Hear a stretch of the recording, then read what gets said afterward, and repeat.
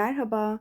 Bugün benden desteğini esirgemeyen sevgili Oya Hanım'ın isteği üzerine yandan düğmeli parmaksız eldiven yapımını paylaşacağım.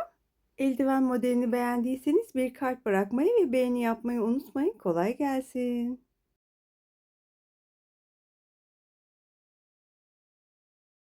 Eldiven yapımında 3,5 numaralı şişle örülebilecek kalınlıkta bir ipin yanında çok ince pullu ip kullanmıştım. Şimdi yine 3,5 numaralı şiş ve zincir çekmek için de 3,5 numaralı tığ kullanacağım. Kullandığım düğmenin çapı da yaklaşık 1 santim. Eldivene başlamadan önce bilek ölçümüzü alıyoruz. Benim bileğim 15,5 santim. İlmek sayısını belirlemek için önce 15 santim uzunluğunda zincir çekiyorum. Ve 15 santimde elde ettiğim zincir sayısı kadar şişe ilmek atıyorum.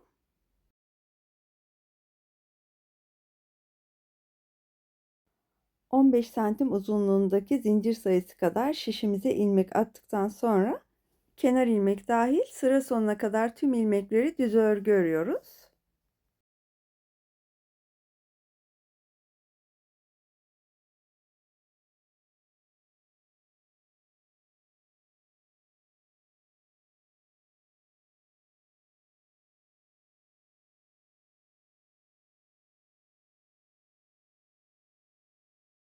İkinci sırada eldivenin arka yüzünde kenar ilmeği boş alıyoruz. Sıra sonuna kadar ters örgü örüyoruz.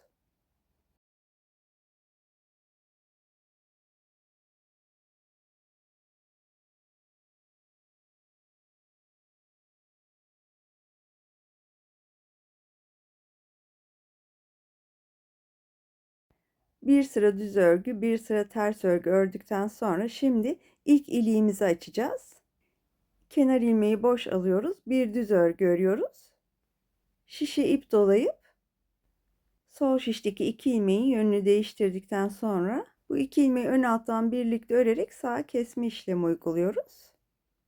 Böylece ilk iliğimizi oluşturduk. Şu an sağ el için eldiven örüyoruz. Kenar dahil son 4 ilmek kalana dek düz örgü ördükten sonra sol el için de ilik açma yerini paylaşacağım.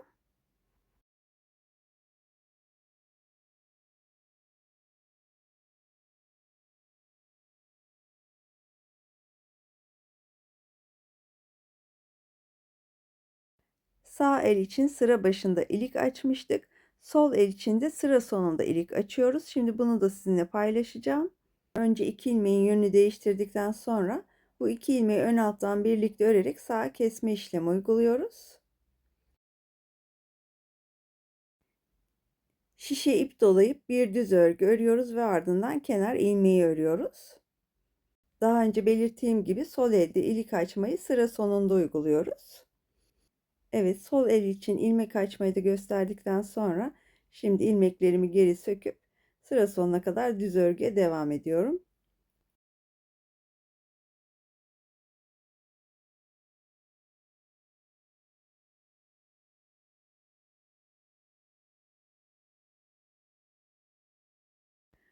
Eldivenin arka yüzündeyim. Kenar ilmeği boş alıyorum. Sıra sonuna kadar ters örgü örüyorum.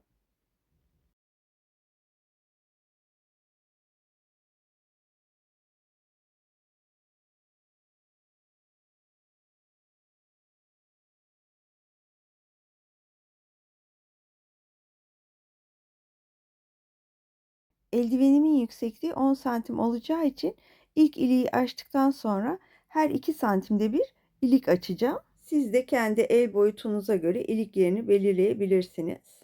Şimdi kenar ilmeği boş alıyorum. Sıra sonuna kadar düz örgü örüyorum.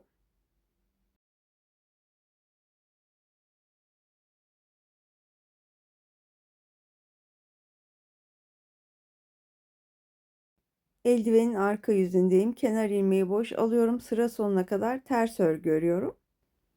İlk iliği açtıktan sonra ikinci iliği açmak için 2 santim olana dek ön yüzleri düz, arka yüzleri ters örgü olarak örüyorum. Evet, iki ilik arasını 2 santim ördükten sonra bu sırada hem ikinci iliği açacağım hem de baş parmak için artırmalara başlayacağım. Eldivenin ilik ve düğme yerini üst üste getirerek bileğimde ayarlıyorum. Baş parmak kemiğimi merkez olarak kabul ederek artırma yerimi belirliyorum. Şimdi ikinci ilik yerini açacağım. Kenar ilmeği boş alıyorum. Bir düz örgü örüyorum.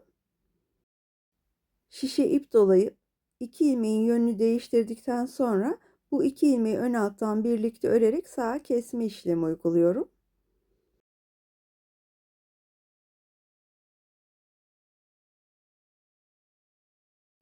Kesme işleminden sonra artırma yerine kadar düz örgü örüyorum.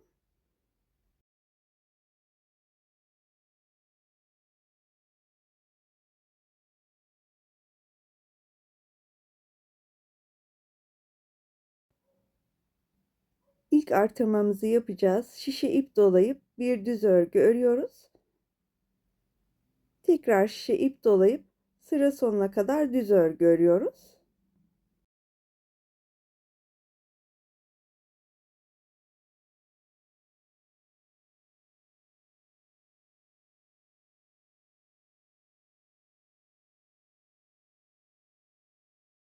Eldivenin arka yüzündeyim. Kenar ilmeği boş alıyorum. Sıra sonuna kadar ters örgü örüyorum.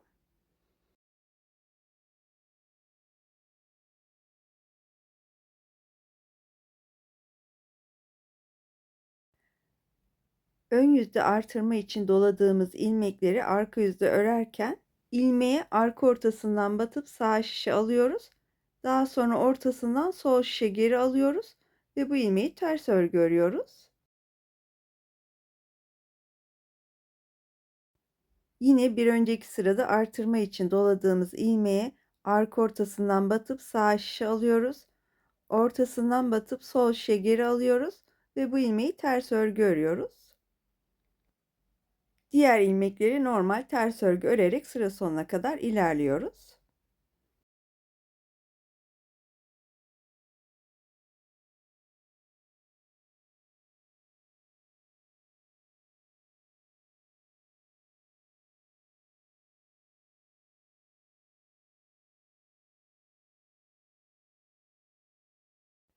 Eldivenin ön yüzünde kenar ilmeği boş alıyorum. Ayraca kadar düz örgü örüyorum.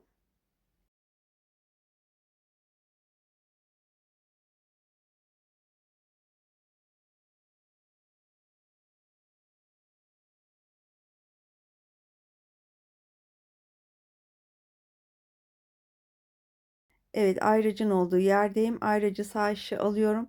Şişe ip dolayıp 3 düz örgü örüyorum.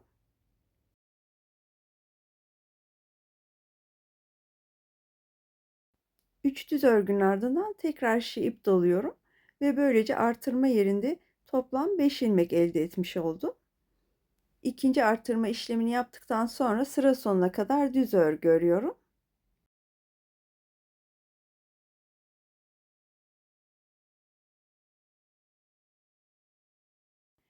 Örgünün arka yüzündeyim. Kenar ilmeği boş alıyorum. Sıra sonuna kadar ters örgü örüyorum.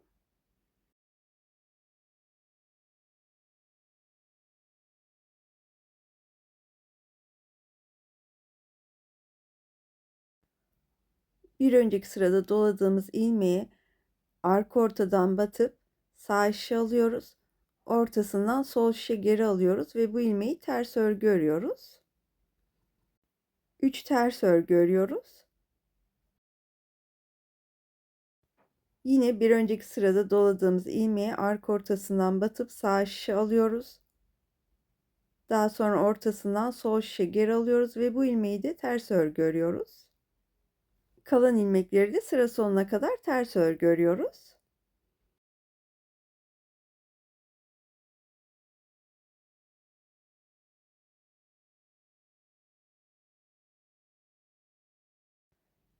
Eldivenin ön yüzündeyim. Kenar ilmeği boş alıyorum. Ayrıca kadar düz örgü örüyorum.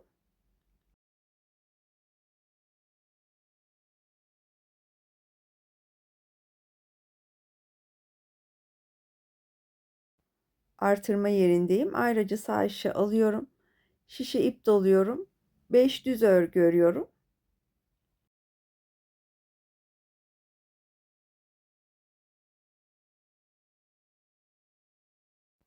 5 düz örgünün ardından tekrar şişe ip dolayıp sıra sonuna kadar düz örgü örüyorum.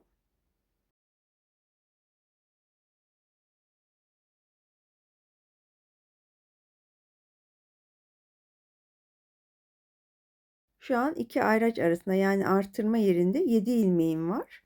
Baş parmağımın ikinci boğum yerine kadar aynı işlemleri tekrarlayacağım. Ve bu arada ilik arası 2 santim olduktan sonra üçüncü iliği de açacağım. Baş parmağımın ikinci boğum yerine gelene kadar artırmalara devam ettim. İki ayraç arası toplam 15 ilmek elde etmiş oldum. Ve bu arada üçüncü iliği de açmış oldum. Şimdi bu sırada baş parmak için artırmış olduğum ilmekleri kesip baş parmağı oluşturacağım. Kenar ilmeği boş alıyorum. Ayraca kadar düz örgü örüyorum.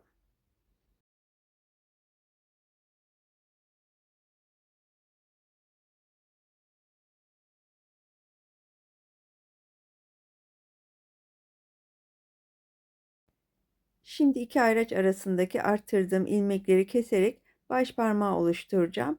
2 düz örgü örüyorum. İlk ördüğüm düz örgüyü ikinci ördüğüm düz örgünün üzerinden geçirip bırakıyorum. Bir düz örgü örüyorum. Arkadaki ilmeği öndeki ilmeğin üzerinden geçirip bırakıyorum.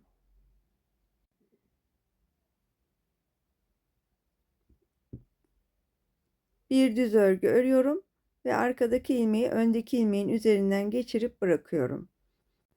Tekrar bir düz örgü örüyorum. Arkadaki ilmeği öndeki ilmeğin üzerinden geçirip bırakıyorum. Aynı işlemleri uygulayarak kesme işlemine devam ediyorum. Bir düz örgü örüyorum. Arkadaki ilmeği öndeki ilmeğin üzerinden geçirip bırakıyorum. Bir düz örgü örüyorum. Arkadaki ilmeği öndeki ilmeğin üzerinden geçirip bırakıyorum. İki ayraç arasındaki son ilmeği de bir düz örgü örüyorum ve arkasındaki ilmeği bu ilmeğin üzerinden geçirip bırakıyorum.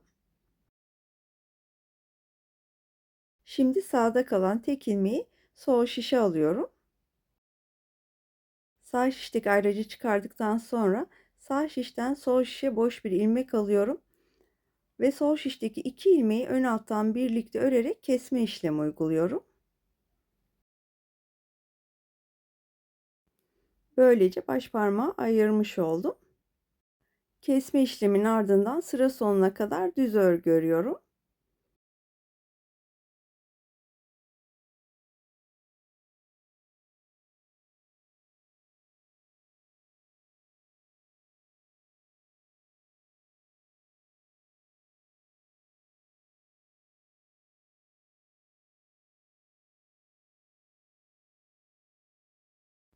Eldivenin arka yüzündeyim. Kenar ilmeği boş alıyorum. Sıra sonuna kadar ters örgü örüyorum.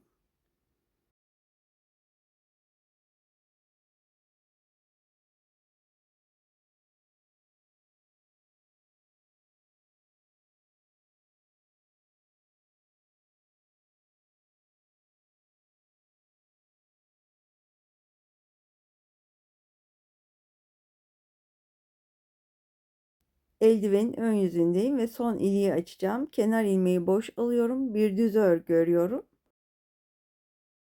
Şişe ip dolayıp soldaki iki ilmeğin yönünü değiştirdikten sonra bu iki ilmeği ön alttan birlikte örerek kesme işlemi uyguluyorum.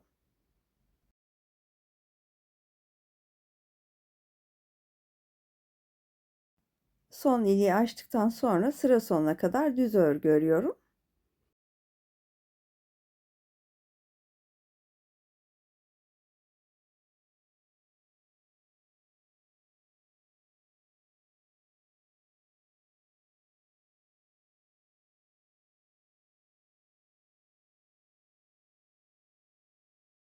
Arka yüzde kenar ilmeği boş alıyorum. Sıra sonuna kadar ters örgü örüyorum.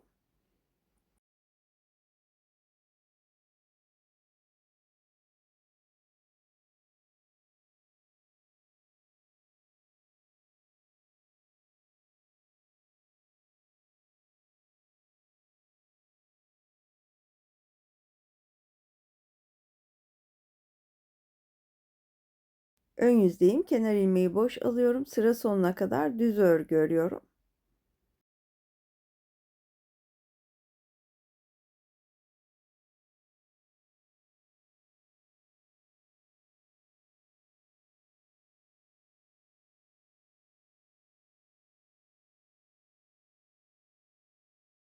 Arka yüzde kenar ilmeği boş alıyorum. Sıra sonuna kadar ters örgü örüyorum.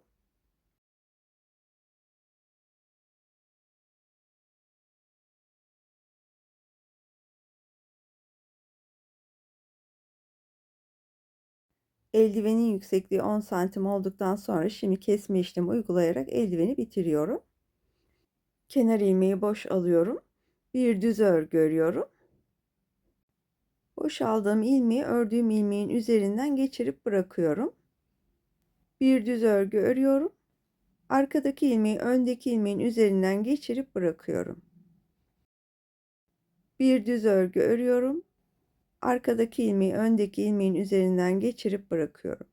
Bir düz örgü örüyorum. Arkadaki ilmeği öndeki ilmeğin üzerinden geçirip bırakıyorum. Tekrar bir düz örgü örüyorum. Arkadaki ilmeği öndeki ilmeğin üzerinden geçirip bırakıyorum. Yine bir düz örgü örüyorum. Arkadaki ilmeği öndeki ilmeğin üzerinden geçirip bırakıyorum. Bu şekilde sıra sonuna kadar ilerliyorum.